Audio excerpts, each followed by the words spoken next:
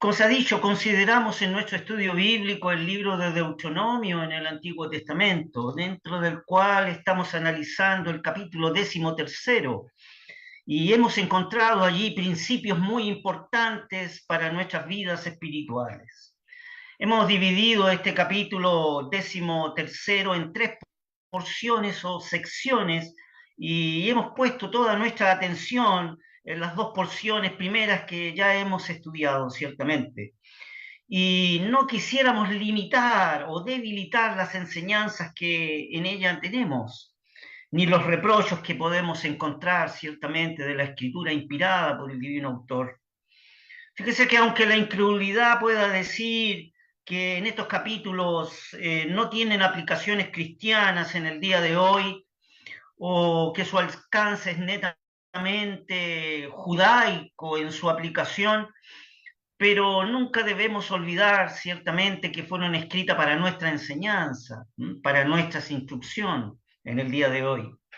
Es así como en la primera sección que encontramos en este capítulo 13 que estamos analizando del libro de Deuteronomio, encontramos la primera sección desde el texto 1 al texto 5, donde aquí hemos visto cómo Dios nos instruye para todos los casos de las falsas enseñanzas y aquella falsa influencia religiosa. Allí nos advierte que cuando se levanta un profeta, un predicador, y es confirmado, fíjese, confirmando, se levanta en medio del pueblo, confirmando sus enseñanzas con prodigios, señales y milagros, somos, fíjese, digamos, elocuentes, nos dice la Escritura, para poder, ¿no es cierto?, analizar esa manera de levantarse. La verdad que somos llamados a no analizar la falsa doctrina, fíjese, sino que somos llamados a no prestar oídos a la falsa doctrina. Esa es la gran enseñanza que tenemos en la primera sección. El método divino difiere del método humano, fíjese. El método divino dice claramente: no darás oído a aquellas falsas doctrinas o falsas influencias religiosas. En la segunda sección, la cual encontramos en nuestro capítulo que nos ocupa desde el texto 6 al texto 11, estos capítulos esta sección nos hablan acerca de los afectos naturales. Se trata de aquellos que viven con nosotros y son parte de nuestros lazos familiares, ¿no es cierto? Y tenemos para con ellos profundos afectos. Y no solo eso, tenemos la ternura de nuestro corazón, ¿no es cierto? Allí está la esposa, el esposo, los hijos, ¿no es cierto? Las hijas, los hermanos, las hermanas, los que son parte de nuestra familia. Y la verdad que es una gran prueba para nosotros, al creyente en el Señor, el oponerse y rechazar a algún profeta o predicador o soñador, ¿no es cierto?, que venga de parte de los nuestros, es decir, que venga de parte de nuestras familias. Y, y es muy fácil, fíjese, este rechazar a aquellos que se levantan con prodigios, señales y milagros y vienen de nuestro seno familiar. Y es muy fácil rechazar para aquellos que no tienen ningún parentesco con ellos ni afectos naturales. Pero nosotros, los que pertenecemos a la familia, tener que intervenir con firme decisión para aquellos que son parte de nuestro círculo íntimo es muy difícil, aunque no es imposible. La pobre y ciega razón humana, con sus facultades inteligentes, siempre nos diría o se comportaría como un agente eficaz y activo del adversario de Dios, oponiéndose a la verdad divina, la verdad, ¿no es cierto? La razón humana, hemos estudiado en esta segunda sección, ¿no es cierto?, nos adula diciendo cómo vas a poder rechazar, ¿no es cierto?, a tu esposa, a tu esposo, a tus hijos, a tus hijas, a tus hermanos, a tus hermanas o a los que son parte de la familia. Aunque sea un profeta o señador que hable con prodigios, señales y milagros y falsas enseñanzas y falsa influencia religiosa. La verdad que las relaciones y los los afectos familiares que siempre deben existir con sus, ¿no es cierto?, con su ternura de corazón, ¿no es cierto?, que pertenecen a nuestras relaciones que debemos tener en medio de los nuestros, dentro de los cuales la Escritura nos dice de que hay una armonía divina y que es siempre perfecta. Fíjese que no en vano la Escritura dice, si alguno no tiene cuidado de los suyos, y mayormente los de su casa, la fe negó. Y es peor que un infiel. Fíjese que este texto usted lo encuentra en la primera epístola a Timoteo del apóstol Pablo, en su capítulo 5, y específicamente el texto 8. Este texto nos habla de que los afectos familiares son dados por el Señor, ¿ya? Y debemos siempre tratarlos con esa ternura de corazón, con la armonía divina que es siempre perfecta. Si alguno no tiene cuidado de los suyos, mayormente mire, observe, los de su casa, la fe negó, dice la Escritura, y es peor que un infiel. Los afectos familiares entonces hacia nosotros son reales, son parte de la voluntad del Señor. Así que la armonía de nuestros afectos naturales para con los nuestros es la voluntad divina. Pero, cuando afectan o entran en conflicto con los derechos de Dios y los derechos de Cristo el Señor, entonces estos afectos naturales, ¿no es cierto?, deben ser negados y amortiguados. Y debemos rechazar toda falsa enseñanza y toda falsa influencia religiosa, aun cuando vengan de los nuestros algún predicador o profeta con prodigios, señales y milagros, que no están conforme a la Escritura. Deben ser negados y amortiguados. La sentencia de muerte debe ser pronunciada contra ellos, pero aquí debemos notar que es un eufemismo, ¿verdad?, esta sentencia de muerte. Lo que quiere decir es que debe haber un rechazo tajante ante esta situación. Bien, terminaremos nuestro estudio de nuestro capítulo 13 dando una ojeada al párrafo final de nuestro capítulo, de donde veremos nuestra tercera sección que nos ocupa de nuestro libro, del estudio del libro de Deuteronomio. Les invito entonces a considerar el capítulo número 13, desde el texto número 12 al texto número 18. La palabra del Señor dice así: cuando oyeres de alguna de tus ciudades que Yahvé tu Dios te da para que mores en ellas, que se dice, hombres hijos de impiedad han salido de en medio de ti, que han instigado a los moradores de su ciudad, diciendo, vamos y sirvamos a dioses ajenos que vosotros no conocisteis, tú inquirirás y buscarás y preguntarás con diligencia. Y si pareciere verdad, cosa cierta, que tal abominación se hizo en medio de ti, irremisiblemente herirás a filo de espada los moradores de aquella ciudad, destruyéndola con todo lo que en ella hubiere, y también sus bestias a filo de espada. Y juntarás todo el despojo de ella en medio de su plaza, y consumirás con fuego la ciudad y todo su despojo, todo ello, y Yahvé tu Dios, y será un montón para siempre, nunca más se edificará, y no se pagará algo, no se pegará algo a tu mano de anatema, porque Yahvé se aparte del furor de su ira y te dé mercedes, y tenga misericordia de ti y te multiplique como juró a tus padres.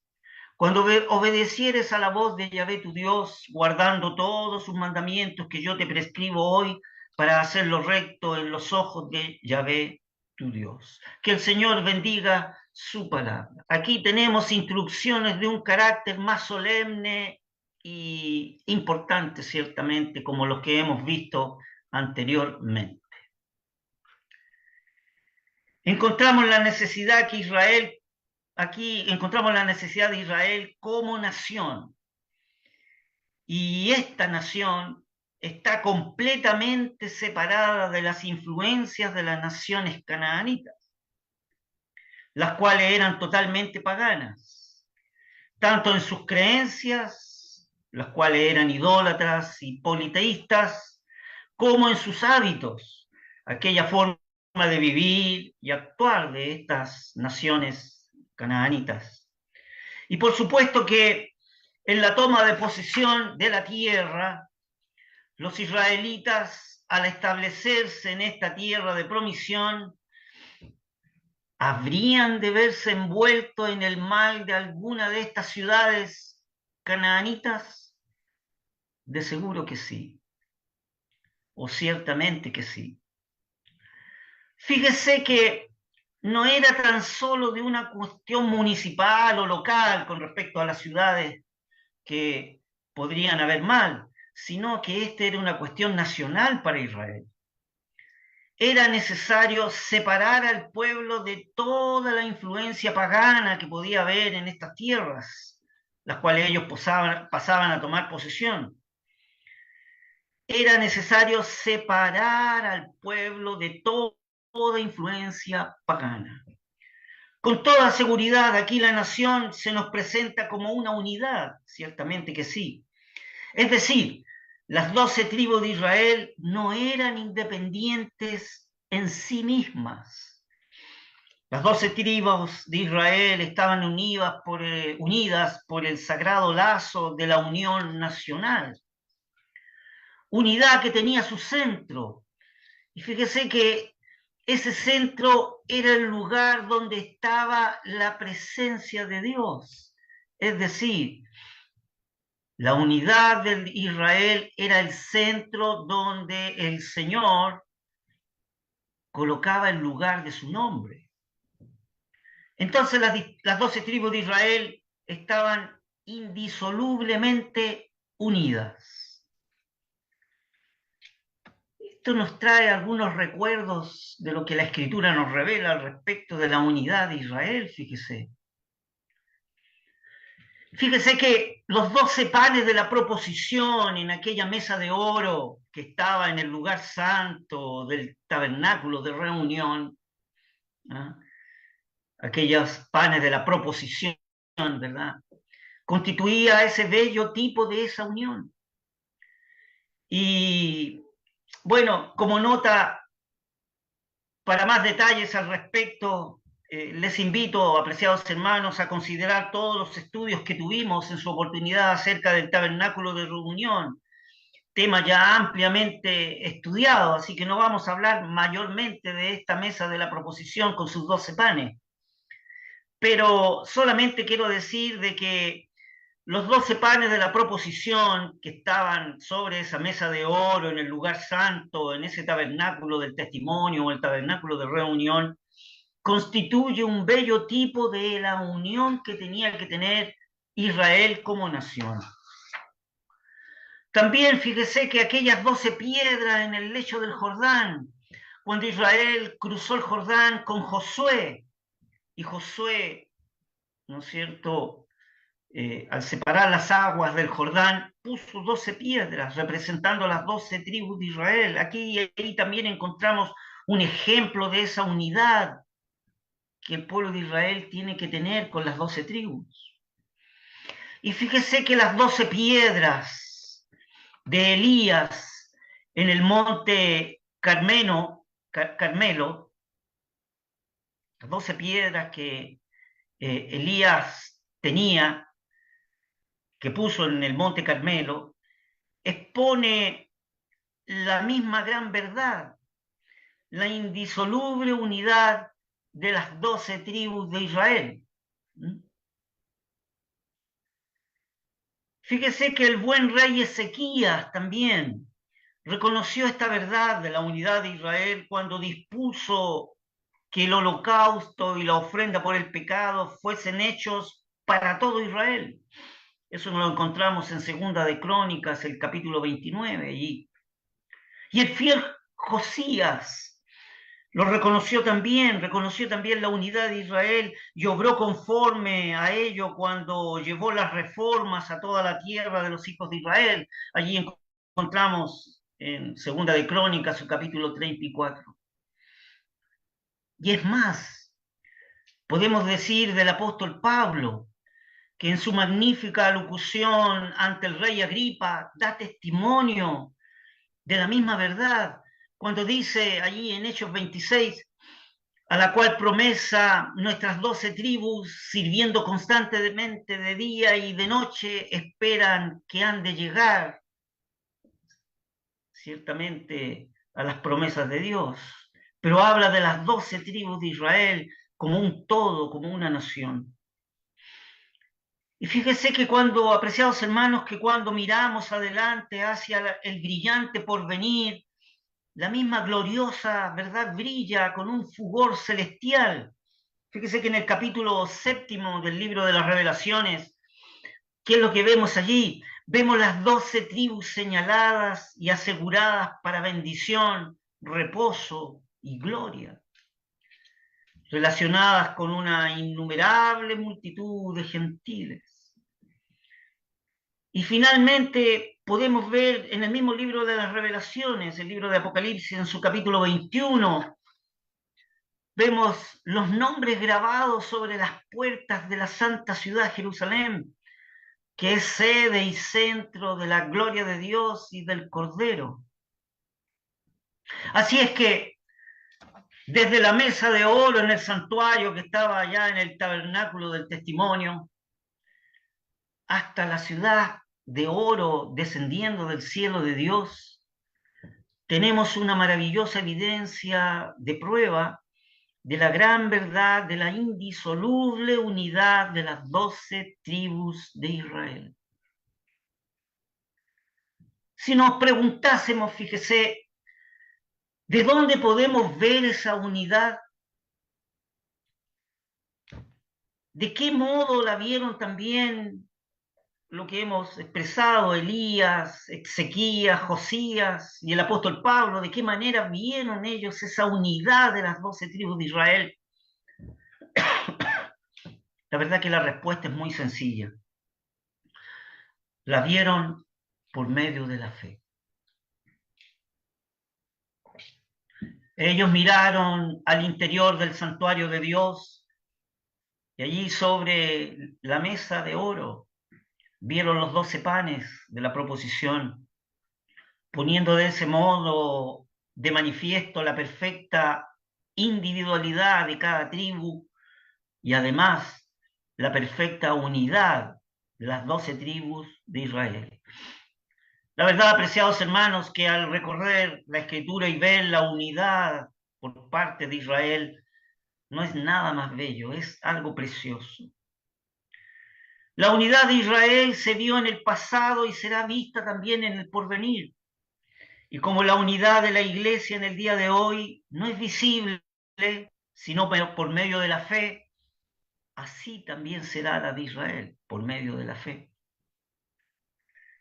Veamos ahora una aplicación práctica de esta muy gloriosa verdad que encontramos aquí en la Escritura acerca de la unidad que tiene el pueblo de Israel o la nación de Israel a través de sus 12 tribus. Esta gloriosa verdad, según se nos presenta en este último párrafo que hemos considerado de las Sagradas Escrituras inspiradas por el Divino Autor, nos dice que si en una ciudad del extremo norte de la tierra de Israel llega la noticia de que en una ciudad del extremo sur de la tierra que se enseña un error mortal, una falsa doctrina, que tiende a desviar a los habitantes del verdadero Dios, ¿qué es lo que hay que hacer? La ley es tan clara que más no puede ser, ¿verdad? La senda del deber es tan clara y trazada que solo se requiere de un ojo sincero y de un corazón dispuesto para seguir la instrucción dada por las Escrituras. Está claramente dicho acá en la escritura, ¿verdad? Que irremisiblemente herirás a filo de espada a los moradores de aquella ciudad, destruyéndola con todo lo que en ella hubiere y también sus bestias a filo de espada, expresa allí la escritura. Es decir, rechazando completamente toda aquella abominación que se levantó en medio de esa ciudad. Pero si eso se dio en el norte, ¿qué tienen que ver los del sur? Podría decir usted. ¿Qué tenemos los del norte que ver con los errores del sur? Si sucedió en ese error allá, en otro lado. Pero podemos leer en las escrituras, fíjese lo que nos dice el texto 14. Tú inquirirás y buscarás y preguntarás con diligencia. Esa es la actitud que se debe tener. De nada sirve decir que entre nosotros no se enseña ningún error, a menos que queramos separarnos de la nación, ¿verdad? Si pertenecemos a Israel, entonces el error se enseña entre nosotros, aunque ese error se haya enseñado en la ciudad del norte o en la ciudad del sur. Según la palabra, tal abominación se hizo en medio de ti, es como para poder considerar que aunque se haya hecho en una ciudad donde nosotros no habitamos, esa abominación se hizo en medio de ti, dice la Escritura. Y ahí podríamos analizar entonces, apreciados hermanos, hasta dónde alcanza la frase en medio de ti. Si el error fue enseñado en la tribu de Dan, hacia el norte, ese error repercutirá en los que habitan en Beersheba, que está hacia el sur. ¿Y por qué, diría usted? Porque Israel es uno. Porque hay una unidad en Israel.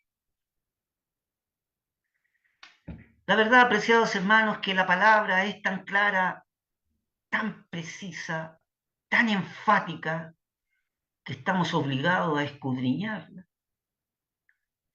No podemos cruzarnos de brazos y sentarnos con fría indiferencia y culpable neutralidad ante un error que se haya hecho en medio del pueblo de Dios, aunque ese pueblo esté en el norte y nosotros vivamos en el sur, porque, ¿no es cierto?, tal abominación se hizo en medio de ti. El alcance de la frase en medio de ti es tremenda. Por lo tanto, no podemos cruzarnos de brazos y sentarnos con fría indiferencia y una culpable neutralidad. De lo contrario, nos veríamos envueltos en la triste consecuencia de ese mal. La verdad es que si alguien dijera que no era su responsabilidad obrar conforme con las instrucciones dadas en este capítulo de Deuteronomio, desde el texto 12 al texto 18, entonces eso sería una renuncia completa a la verdad de Dios y es más, a la unidad de Israel. La verdad que todos israelitas estaban obligados a hacer frente a la materia de una o de otra manera y se habrían visto envueltos en el juicio de una ciudad culpable. Y si todo esto es cierto para el Israel de la antigüedad, no es menos cierto para la iglesia de Dios actualmente.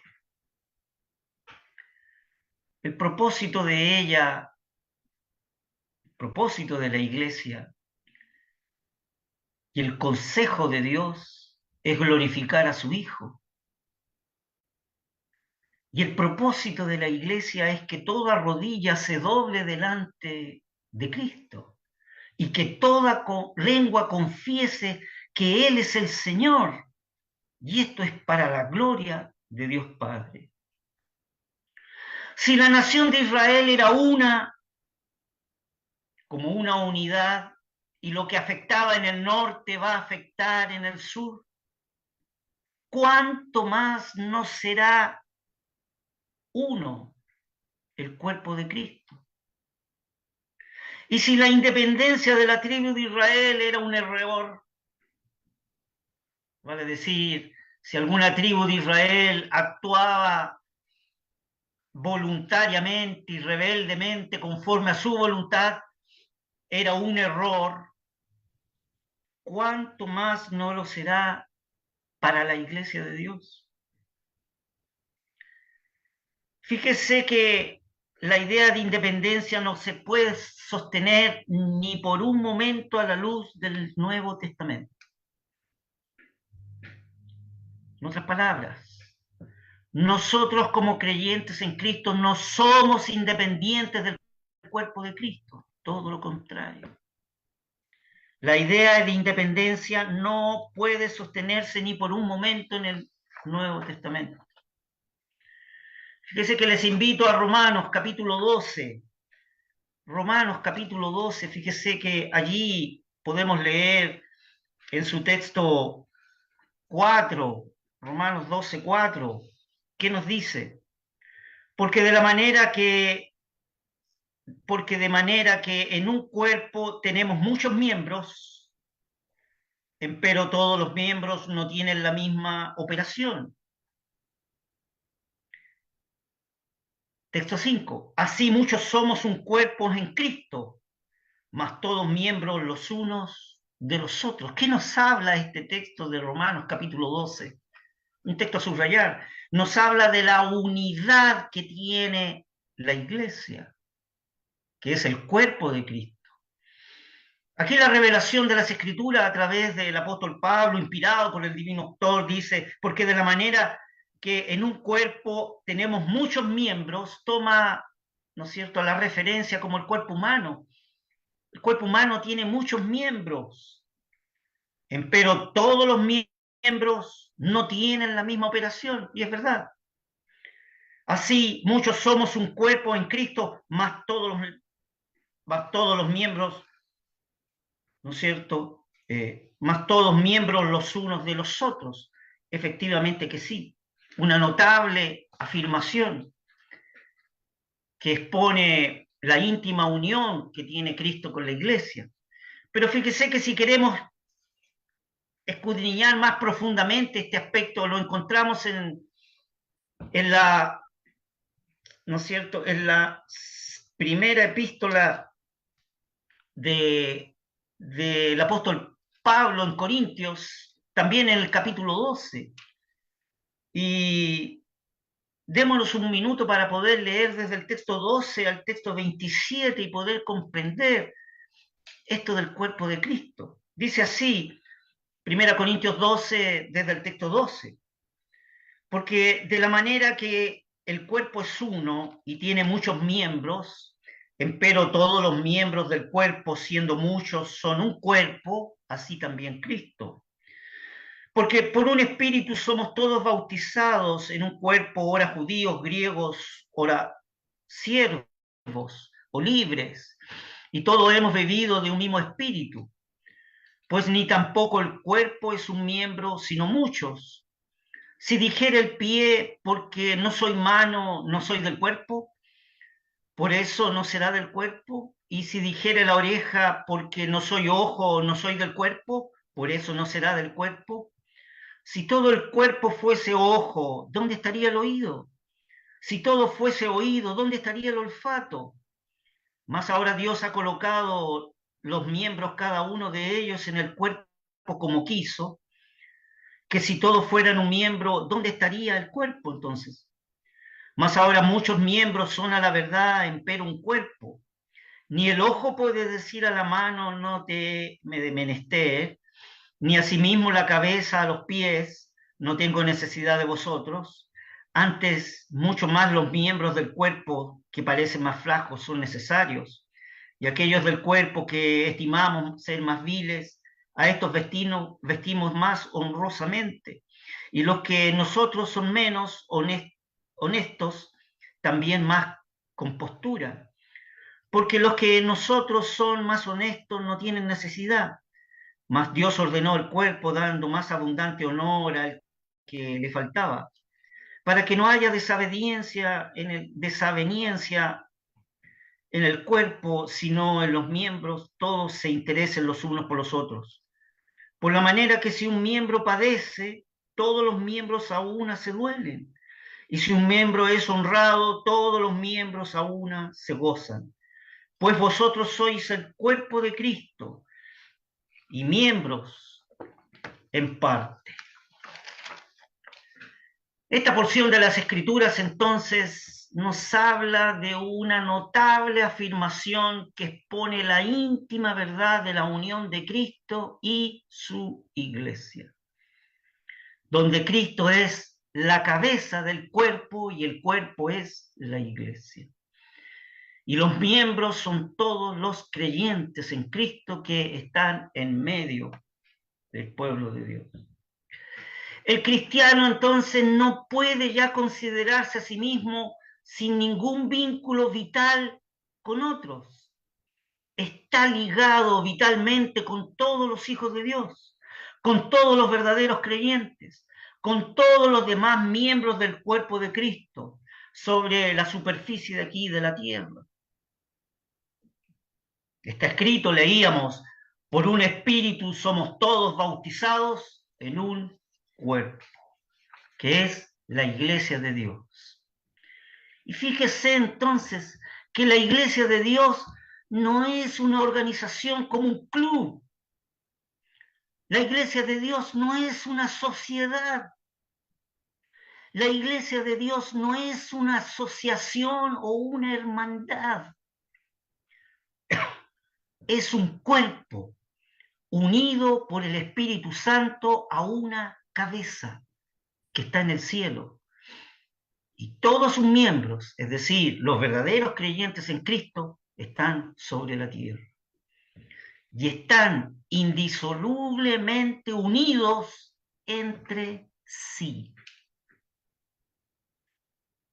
Por lo tanto, todos los miembros de este cuerpo son afectados por el estado y el comportamiento de cada uno de sus miembros, de ellos. Si un miembro padece, todos los miembros a una se duelen. Esto es, todos los miembros del cuerpo de Cristo. Si algo no está conforme en el pie, la mano la siente. ¿De qué modo la mano la siente? Aquí en mi cuerpo. Si en mi pie me duele, la mano la siente. ¿Cómo la siente? Por la cabeza. Así también la iglesia. Si algo va mal con un miembro, todos lo sienten por la cabeza que es Cristo, con la cual estamos relacionados en vida por medio del Espíritu Santo. Aún en el caso de Israel, donde tan solo se trataba, fíjese, de la unidad nacional, si había el mal en una de sus ciudades, todas las demás ciudades estaban comprometidas, es decir, todas las ciudades estaban afectadas. Es así, apreciados hermanos, cuando Acán pecó, aunque había cientos de miles del pueblo de Israel que eran totalmente ignorantes de aquel hecho, Yahvé, Dios dijo, Israel ha pecado. Pero usted dirá, pero ¿cómo si pecó Acán? Sí, pues, Acán pecó, pero el pueblo de Israel es uno delante de Dios. Y aunque habían cientos y miles del pueblo israelita que no tenían ni idea del pecado de Acán, Dios dijo, Israel ha pecado. Y toda la congregación sufrió una humillante derrota. ¿Puede la razón y la noble inteligencia alcanzar esta importante verdad que estamos considerando hoy? ¿Puede la razón racionalizar y la noble inteligencia alcanzar el alcance de lo que la escritura inspirada por el divino autor aquí nos dice como esta verdad tan importante? No, por cierto. Pero déjeme decirle algo, apreciados hermanos, que la fe sí puede.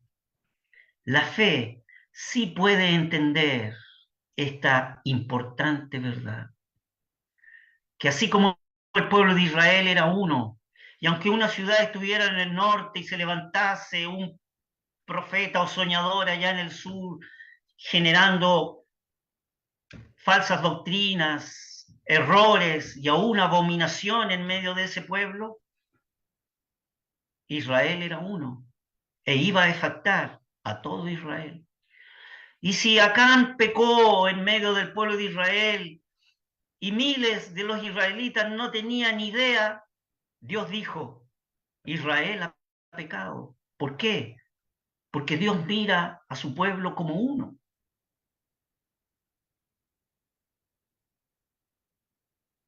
Esta importante verdad es tan sensible para la iglesia de Dios. Es tan sensible para el día de hoy.